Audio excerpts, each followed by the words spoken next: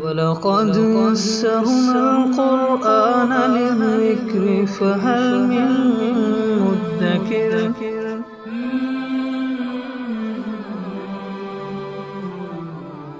آپ علیہ الصلوۃ والسلام کی دنیا میں تشریف آوری کا مقصد کیا ہے؟ اس ایک آیت میں اللہ رب العزت نے اپنے محبوب صلی اللہ علیہ وسلم کی آمد کے 4 مقاصد ارشاد فرمائے۔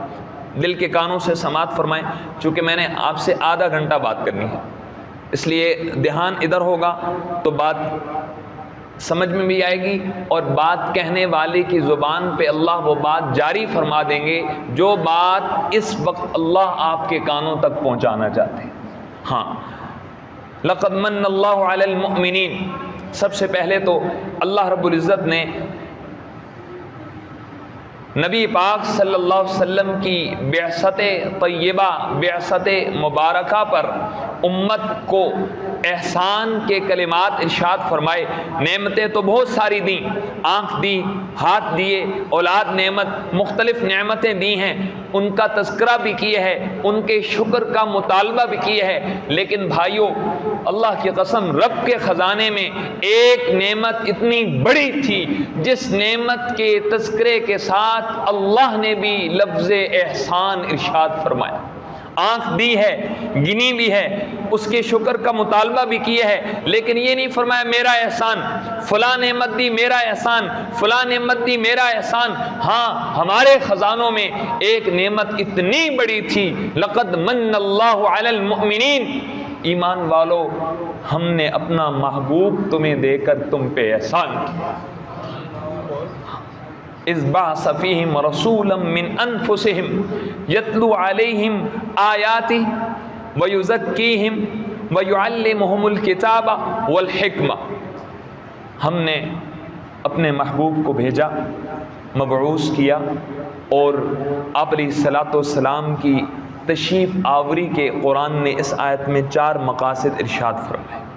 آپ علیہ الصلوۃ والسلام کی تشریف آوری کا پہلا مقصد، اے میرے محبوب آپ کے پاس 23 سال ہیں، اور 23 سال کے اس عرصے میں آپ نے 4 ذمہ داریاں پوری کر کے آنی ہیں، 4 ڈپٹیاں پوری کر کے آنی ہیں، 4 کام پورے کر کے آنے ہیں۔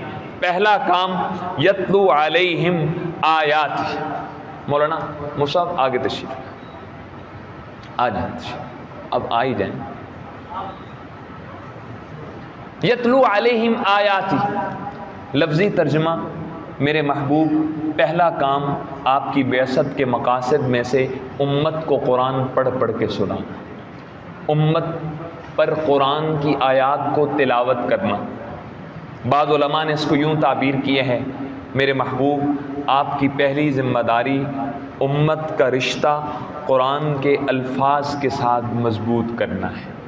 علماء نے لکھا ہے کہ نبی صلی اللہ علیہ وسلم اپنے اس پہلے مقصد میں کس کمال انداز میں کامیاب ہوئے کہ نہیں؟ آپ علیہ الصلوۃ والسلام اللہ کی طرف سے ذمہ لگائے گئے پہلے مقصد کو کس خوبصورت انداز میں آپ نے پورا کیا، قرآن کے الفاظ کے ساتھ تلاوت آیات والے مقصد کو کس خوبصورت انداز میں آپ نے پورا کیا۔ لکھا ہے صحابہ میں 6 ایسے صحابہ تھے جنہیں اقرا صحابہ کہا جاتا تھا، بڑے قاری صاحب۔ ویسے تو ہر صحابی کا قرآن سے ایک والہانہ رشتہ و تعلق تھا، لیکن 6 صحابہ اقرا، بڑے قاری صحابہ شمار ہوتے تھے۔ ان میں ایک ابو موسیٰ اشعری رضی اللہ تعالیٰ عنہ کا نام ملتا ہے۔ سحری کا وقت ہے، حضرت ابو موسیٰ اشعری اپنے جھونپڑے میں قرآن کی تلاوت فرما رہے، تلاوت کرتے کرتے نماز کا وقت قریب ہو گیا۔ نبی پاک صلی اللہ علیہ وسلم مسجد نبوی میں نماز پڑھانے تشریف لے کے جا رہے، جب حضرت ابو موسیٰ اشعری رضی اللہ عنہ کے گھر کے پاس سے گزر ہوا، چونکہ چھوٹے چھوٹے مکانات ہوتے تھے، اندر کی آواز باہر جاتی تھی، جب ابو موسیٰ اشعری رضی اللہ عنہ کی تلاوت کی آواز خود امام الانبیاء جن پر قرآن اترا ہے سنی، اتنا پیارا قرآن پڑھ رہے تھے، سرکار دو جہاں امتی کا قرآن سننے کے لیے رک، باہر کیا منظر آسمان نے دیکھا ہے، باہر امام الانبیاء تشریف فرما ہے اور اندر امتی اور صحابی قرآن کی تلاوت کر رہا ہے، اور بنفس نفیس رحمت دو جہاں امتی کا قرآن سن رہے۔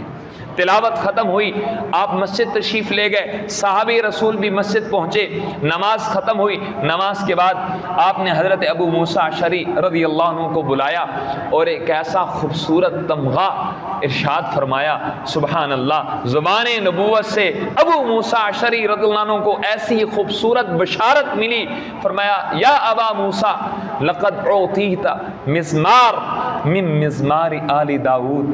ابو موسیٰ کتنا سونا قرآن پڑھتا ہے، ابو موسیٰ اتنا پیارا پڑھتے ہو، لگتا ہے تمہیں تو رب نے حضرت داؤد علیہ السلام کی بانسریوں میں سے ایک بانسری دے رکھی ہے، لگتا ہے تمہیں تو اللہ نے داؤد علیہ السلام کی سروں میں سے ایک سر دے رکھی ہے۔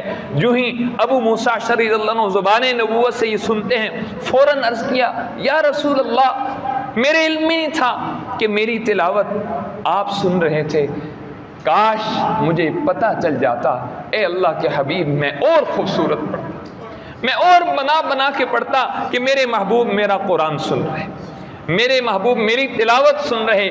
اس درجے میں امت کا رشتہ قرآن کے ساتھ جوڑا ہے۔